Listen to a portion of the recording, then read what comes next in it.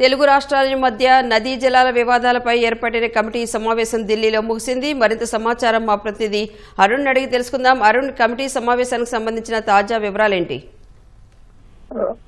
ఈరోజు CWC chairman నేతృత్వంలో కీలకమైనటువంటి భేటీ జరిగింది.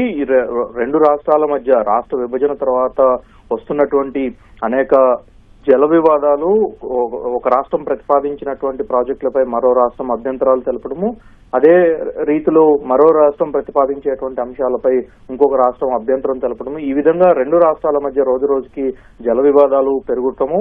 దాంతో పాటుగా ప్రాజెక్టులకు సంబంధించినటువంటి అంశాల్లో ప్రాజెక్టుల ద్వారా నీటిని వినియోగము, జల విద్యుత్తుని విచ్చలవిడిగా చేసుకోవడం అంటూ ఒక రాష్ట్రంపై మరొక రాష్ట్రము ఫిర్యాదులు చేసుకోవడము, ఇలాంటి అన్ని అంశాలు ఒకదానికొకటి రోజు రోజుకి పెరుగుతున్నటువంటి నేపథ్యంలో కేంద్ర ప్రభుత్వం ఈ నెల 2వ తేదీన ఒక కమిటీని నియమించింది.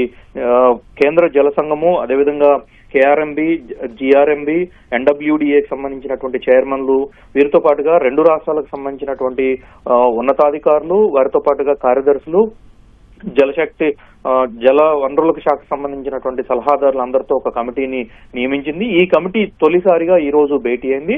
ఈ భేటీలో ప్రధానంగా రెండు రాష్ట్రాలు తమకు సంబంధించినటువంటి అంశాలపైన ఎజెండాలో చేర్చాలని చెప్పి కోరటం జరిగింది. ఈ సందర్భంలోనే తెలంగాణకు సంబంధించి దాదాపు 12 అంశాలను అజెండాలో చేర్చాలి అని చెప్పని, అదే సందర్భంలో నల్లమల సాగర్ కు సంబంధించి పోలవరం నల్లమల సాగర్ లింక్ ప్రాజెక్టు ఏదైతే ఆంధ్రప్రదేశ్ ఇటీవల ప్రతిపాదిస్తూ వస్తుందో దానిపైన చర్చించాల్సిన అవసరం లేదు, ఎజెండాలో చేర్చాల్సినటువంటి అవసరం లేదు అని చెప్పి తెలంగాణ ప్రతిపాదించింది. దాంతో పాటుగానే కృష్ణా ట్రిబ్యునల్ ప్రస్తుతం రెండు రాష్ట్రాల మధ్య నీటికి సంబంధించినటువంటి పంపకాల విషయంపై విచారణ జరుపుతున్నటువంటి పరిస్థితుల్లో ట్రిబ్యునల్ విచారణ పూర్తయ్యే వరకు అడ్హాక్ బేసిస్ అంటే తాత్కాలిక పద్ధతిన తెలంగాణకు 50% కృష్ణా జలాలు వాడుకునేలా ఇప్పటికిప్పుడు ఆదేశాలు ఇవ్వాలి అని చెప్పని జల సంఘాన్ని తెలంగాణ కోరింది.